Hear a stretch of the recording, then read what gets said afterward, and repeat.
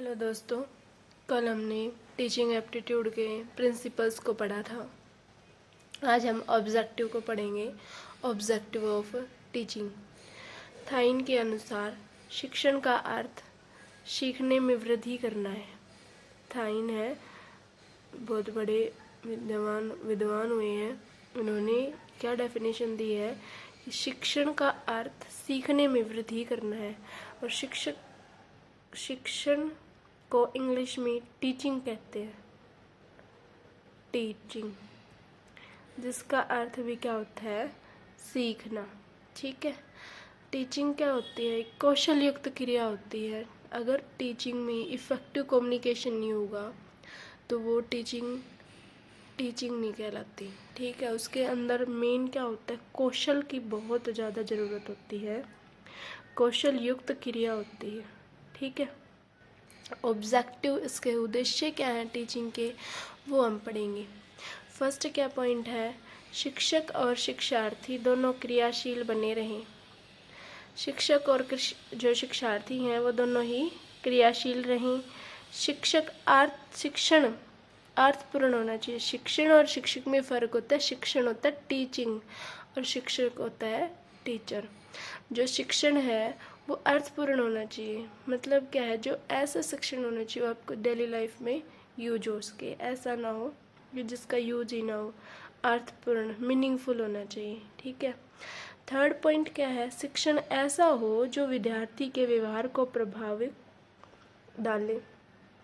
कि ऐसा शिक्षण का मतलब ये होता है कि आप डेवलपमेंट बना रहे होते हो स्टूडेंट के अंदर, उसके अंदर विकास हो रहा होता है, चहुमुखी विकास, तो उसके अंदर उसके व्यवहारों में भी चेंज होगा। ऐसा ही शिक्षण होता है कि शिक्षण तभी क्रियात्मक होगा या क्रियाशील होगा जब दूसरे के एक के ज्ञान की वजह से दूसरे में परिवर्तन होंगे।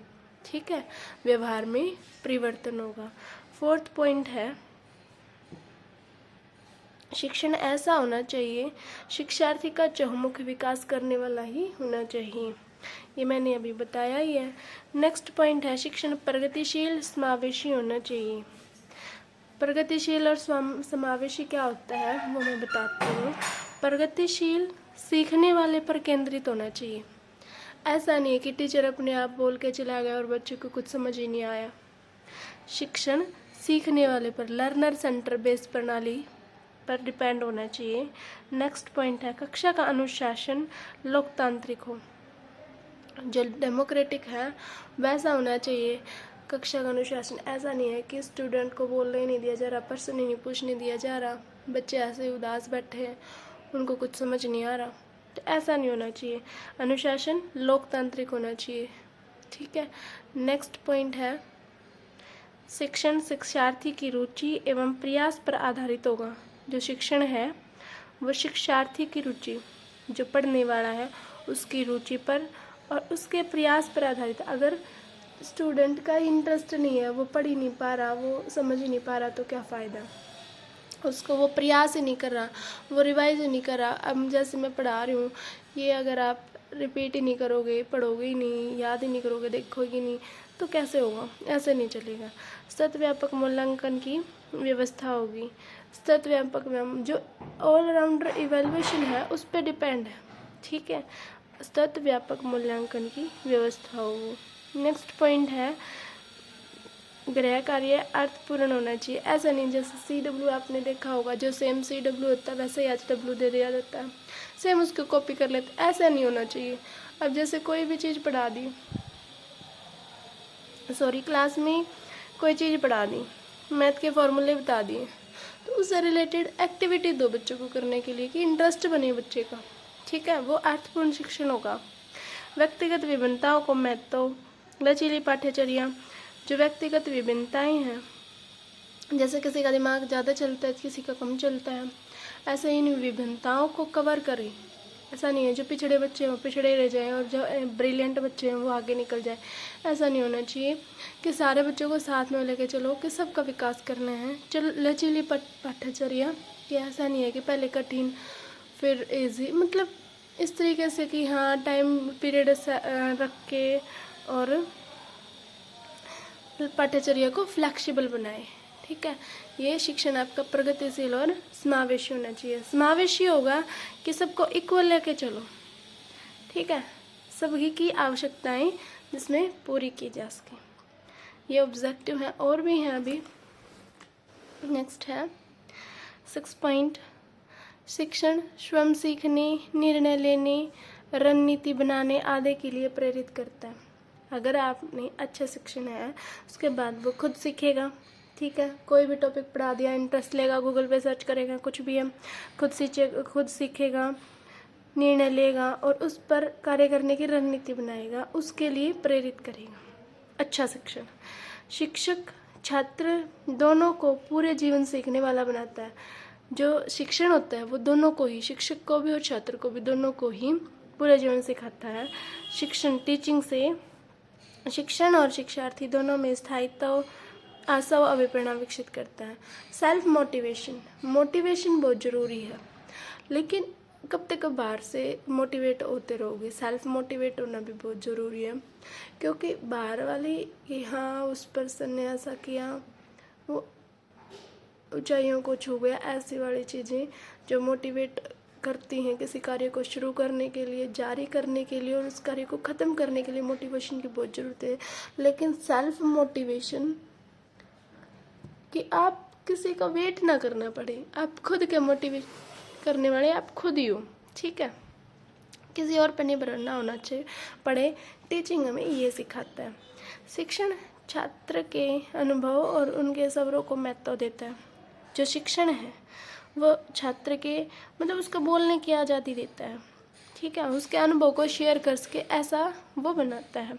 10वां पॉइंट क्या है, शिक्षण कक्षा के वातावरण को प्रभावी नियोजन में मदद करता है। जो शिक्षण है वो जो क्लास का जो भी माहौल है उसमें किस तरीके से पढ़ाना है, कहाँ से स्टार्ट करना है, कहाँ पे एंड करना है, ये सारी चीज़ें जो प्लानिंग के थ्रू जो पढ़ाया जाता है उसमें आपको मदद करता है। ठीक है, नेक्स्ट पॉइंट है जो हमारे एडम्स थे पहले, उन्होंने शिक्षण को 2 पहलुओं पे बांटा हुआ था, टीचर और स्टूडेंट। ठीक है, लेकिन बाद में उसमें पाठ्यचर्या को ऐड कर दिया गया। शिक्षार्थी यहाँ बिठा दिया गया, शिक्षक, और यहाँ पे पाठ्यचर्या जो आपका कैरिकुलम है उस पर डिपेंड हो गया। अब 3rd पॉइंट आ गया। ठीक है, अब इसी तरीके से इसको आगे और बढ़ा दिया गया। इसमें क्या डाल दिया, अभी जो हमने देखा था कि क्या क्या रिक्वायरमेंट है, छात्र हुआ, शिक्षक हुआ, फिर लर्निंग आ जाएगा, इधर यहाँ पे वातावरण आ जाएगा, फिर परिस्थिति आ जाएंगी, सीखने की परिस्थितियाँ। इस तरीके से ये मॉडल पे डिपेंड करता है। ठीक है, ये हमारे क्या हो गए, ऑब्जेक्टिव हो गए। ये सारे बहुत इंपॉर्टेंट है कि ऑब्जेक्टिव ऑफ टीचिंग क्या क्या है। एक बार रिवाइज करवा देती हूँ। Sorry, objective of teaching, objective में क्या क्या है, शिक्षक और शिक्षार्थी दोनों क्रियाशील बने रहें।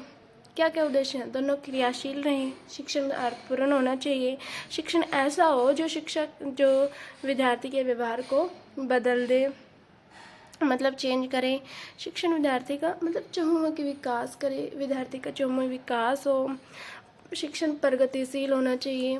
ठीक है, फिर है शिक्षण स्वयं सीखने, निर्णय लेने, रणनीति बनाने के प्रेरित करता हो, छात्र दोनों को सीखने वाला बनाता है शिक्षण, और शिक्षण शिक्षक और शिक्षार्थी दोनों में सेल्फ मोटिवेशन और जस्वाभाविक प्रेरणा विकसित करता है।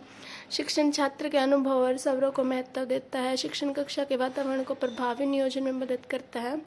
ये 9-10 जो पॉइंट है वो आपको याद रखने हैं, बहुत इंपॉर्टेंट टॉपिक है। नेक्स्ट है टीचिंग स्किल, कौशल। स्किल है क्या ये? टीचिंग स्किल विशेष प्रकार के अनुदेशात्मक प्रक्रिया है जिसका उपयोग शिक्षक शिक्षण के समय करता है, जिससे उसका शिक्षण प्रभावी और सीखने के लायक हो जाता है। क्या होता है कि देखो, हमने पहले भी शिक्षण कौशल जो पढ़ा था, इससे रिलेटेड हमने लाइफ स्किल फ्रेमवर्क पढ़ा था, जो शिक्षक के कुछ कौशल हैं, जीवन कौशल है, उनके बारे में पढ़ा था। अब जो शिक्षण कौशल है, टीचिंग स्किल है, वो क्या होते हैं और किस किस तरीके से उनको डेवलप किया जा सकता है, वो आज हम पढ़ेंगे।